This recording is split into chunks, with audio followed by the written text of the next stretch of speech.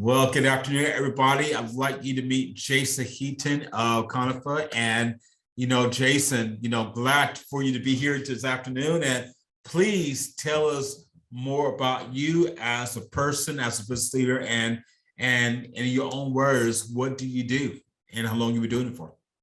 Well, before we just get onto that massive question, Charles, I'd just like to say how great it is to be in the room with yourselves. Big respect to Action Coach and obviously the invitation from Tim Hill. It's a pleasure to be here. What do?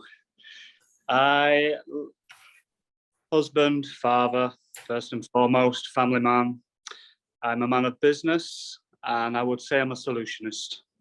Wow. And I lend myself as best I can to humanity as a whole. And I believe that business, when done right, with the best of intention, can serve humanity as best as possible. That's how I found myself. Wow. Well, do you want to, I'll just expound on the humanity side, and how do you reach humanity with your, in the business that you're in? Well, I've always found that,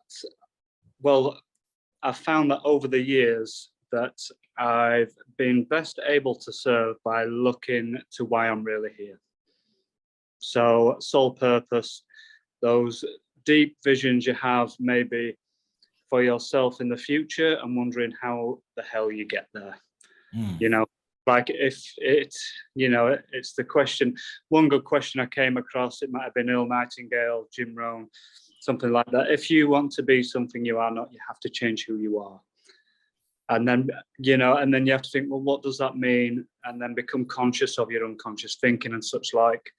But for the most part, I felt to be involved in construction, building, craft level skill sets, and how that applies to people. People need homes, they need houses, they need dwellings. And how does that best relate to people? So I was fortunate enough I left school. Before I left school, I worked for a local builder. I got offered an apprenticeship, I did bricklaying. And that was, in a way, the first step on me working on why I'm here. And then I associated as best I could with masters, people that could actually show me the way. People who, so you get into a fair exchange of youthful brawn for old man wisery and brain, and this fair exchange of, I'll lift this for you, you show me how to do something with it. So that was a beautiful journey started. I also was born with an overwhelming sense that I would be big in football. To me, when I was younger, it was massive. I've been massive in football, but no one played football in my house. It wasn't a very sporting background in that sense. And being from humble backgrounds, having the opportunity to be taken to certain sporting activities and, the costs associated and time needed, it wasn't really on the cards. And I didn't really like to apply too much pressure to that.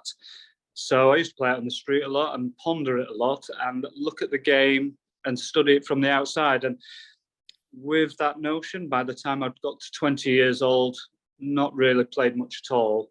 I made a conscious decision, because it became so overwhelming that it was actually dragging me down as a spiritual entity, if you like, as a developing human being. So I made the conscious decision to work on everything outside of football. I'd kind of come to the thinking that it was player-centric. It's all based around the pitch, but clubs are wondering why they're not run right. Why can't England take penalties? Silly questions. I used to think, what do you mean we can't take penalties? It's just ridiculous, Yeah. Germany this, Germany that. It's like, why? So I thought I'd lend myself to that, and I actually thought I needed to start working on everything around it, and it'll take about 20 years. And through no guidance of my own, it was just a working out. I set off on that path as well. And then pretty much 20 years to the day, a very long story, very short, I joined Conifa And that is when I really started to understand how far-reaching and where best my mind actually sat. You know, working on international development and being able to relate to people, and in some sense, as best you can, using sport as a portal for either peace or like the freedom of people, in a sense. And then, you know, I now own a restaurant. I love food. So I'm just going to chuck that on the end as well. No, you chuck whatever you want to. But all the while, I do think that it's the knock-on effect from why we're really here that really creates the environment for other people to truly benefit and thrive as well. That is what I've come to realize. Wow, what amazing journey. And can I ask you this, Jason? I mean, is this something that you always want to do? I mean, it seems like that you have this burning passion that's just constantly unlocking at the moment. Do you feel, you know, this is something you always want to do? Or is this something just like, you know, you had a penny drop one day, it's like, okay, now this is what I like to do? Yeah, no, I could always imagine myself in the future, but I wasn't sure how I was going to get there. But I used to love cooking when I was younger. I used to just go out and I'd just cook things, just simple things like fruit crumbles, you know, and just little facts, you know. And I genuinely loved cooking, and I always have all my life. And I spent a lot of time doing it and researching it and practicing it and all this. Same with football, a lot of grassroots coaching, you know, nearing 20 years now in Cornwall as a grassroots coach. But then it's, how do you become that? And it was the biggest thing I probably had to learn was it's having faith. It's having faith in the ideas that you get given based on your goals and visions. And that in turn is a thing I've come to realize. But everything for the most part is something I've just felt super strongly about. Wow. That's it, you know. Wow. Yeah. Wow. But there's certain types of learning. So I used to think, you know, always study the opposite of what you're learning. So if you're in a I'm being shown process as an apprentice, I seem to see things in apprenticeship terms. And I always go on, start something, maybe do it for a year. If it's relevant to go any further, then do it. If not, you've learned something, you've taken something on board for a year, but at least give it that chance. That's right. Apprenticeship terms and skill sets I learned really early on. So 3 years practicing and applying yourself to a trade or skill is a skill then that you can't lose. It doesn't ever go away. 4.5 years, you can make a good living at it. 7 years, which is the apprenticeship term served by the people that train me, is ultimately, as you probably know yourself, Charles, is in the realms of mastery. So once upon a time, back in the day, you used to get trained to the point of mastery, and then you were let out into the world to continue that ongoing process. So I tried to work in those sort of senses. And really, it comes down to discipline. Yeah. Got to be a disciplinarian, right? Yeah, absolutely, 100%. And with that, so what would you say as a business leader, what's been your biggest challenge and how you overcome it? My biggest challenge was getting over the thinking I was given when I was young. Okay. So, as maybe Bob Proctor would say, you know, you've got to become conscious of your unconscious thinking. We're 95% subconscious. And I had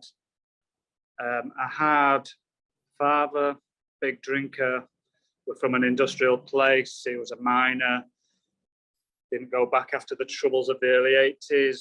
We were in quite a rough spot. And there's a lot of really dark, I would say now, ideology around all of that. You've got union, socialism, and it's very, very oppressive. And it seeps into society. And it's funny how that labeling can really attach itself to you and the weight it can bear on a child. You know, it's astonishing. So I carried a lot of that with me. So the biggest fight I had was between the thinking that was given to me and the thinking that I had inside, coming from deep inside with regards to why I was really here. So I had to, in a way, cut loose where that thinking was coming from, because until I was only attracting that into my life. And I used to wonder, why am I getting into situations by which I am now dealing with the same aspects that I work away from? So I realized that the tone, so the biggest thing I probably realized is self-talk is your most powerful tool. And the tone of that is ultimately the tone of how you talk to yourself is how far you'll go in life and what you'll achieve in life and how you'll see opportunity. So having realized that, you know, you've been given a certain thinking and it's only a layer of something that's on top of who you really are, then you've got to kind of shed it. But once you've shed it, you've got to replace it, because it's like the lobster, it's let the shell go, right? But it can't come out till there's another shell. So it's like, yeah. do you know what I mean? So it's like, right, I need to probably armor up, but armoring up with, you know, the right tool set, the skill set, the mindset, and getting good knowledge, working with great people, and then ultimately, you know, the faith and trust and accepting responsibilities, all these sorts of things is really what steels you up. Yeah. You need to achieve, right? You know, yeah. Come on, you speak my language here, and yeah, absolutely. And you know, you talk about your learnings. You know, I know we're always learning in life and even in business as you evolve. But for you, what would you say is your biggest learning so far since you've been a business owner? My biggest learning so far. That really it's probably my biggest learning so far is that you've got to love yourself first, regardless. If you're going out in the world to make it a better place, but you're not better about yourself, then in effect, you're not affecting it in the right way. You can try, you can do good things, but it's very limited. Yeah. You know, there was always those silly notions when you were younger, banded around in certain levels of society.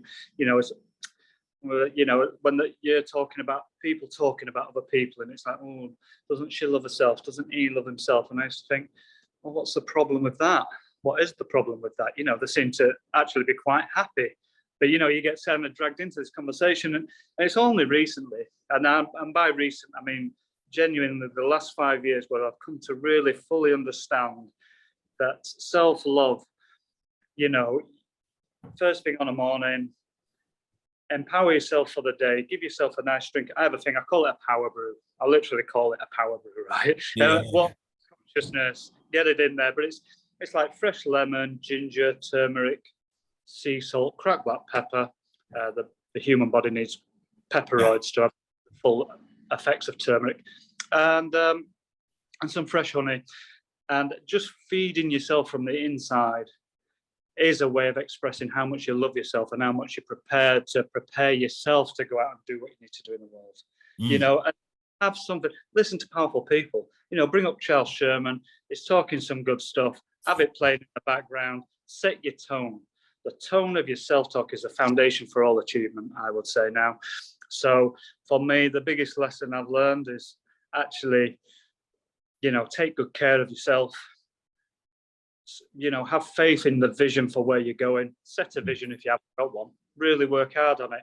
I think a lot of visions, some people have got them and some people need to work out that they need to make a vision.